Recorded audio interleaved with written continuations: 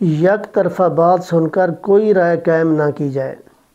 امام شعبی رحمہ اللہ تعالیٰ کہتے ہیں کہ میں قاضی شریح کے پاس بیٹھا ہوا تھا تو ایک عورت اپنے خاوند کے خلاف شکایت لے کر آئی۔ جب عدالت میں حاضر ہوئی تو اپنا بیان دیتے وقت زار و قطار رونا شروع کر دیا، تو مجھ پر اس کی آہ و بکا کا بہت اثر ہوا اور میں نے قاضی شریح سے کہا کہ ابو امیہ، اس عورت کے رونے سے ظاہر ہوتا ہے کہ یقیناً یہ مظلوم اور بے کس ہے، تو اس کی ضرور داد رسی کرنی چاہیے۔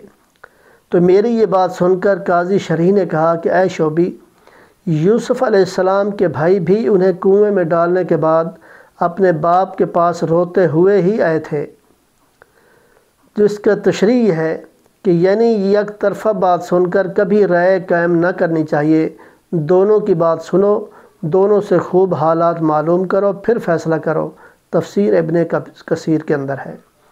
تو آج یہی ہوتا ہے کہ جو زیادہ روتا ہے اور جو مظلوم بنتا ہے زیادہ، ہر قصور اس کی ہوتی ہے، وہ ظالم ہوتا ہے اور تو اپنے داغ کو پچانے کے لیے جو ہے یہ کرتا ہے، یہ ڈرامے بناتے ہیں۔ تو ایسے جو ہے نا اس سے دونوں کی بات سنیں پھر اس پر جو ہے فیصلہ کریں، تاکہ دونوں پاس جو ہے بات سن کر فیصلہ کیا جائے گا تو وہ شریعت میں جو ہے اس کا یہی طریقہ ہے۔ تو ایک کی سن کر جو ہے اس کو جو ہے فیصلہ نہ کریں۔ دعا ہے اللہ تعالیٰ ہم سب کو اس سے بچنے کی توفیق عطا فرمائے اور صحیح معنی کے اندر فیصلہ کرنے کی توفیق عطا فرمائے۔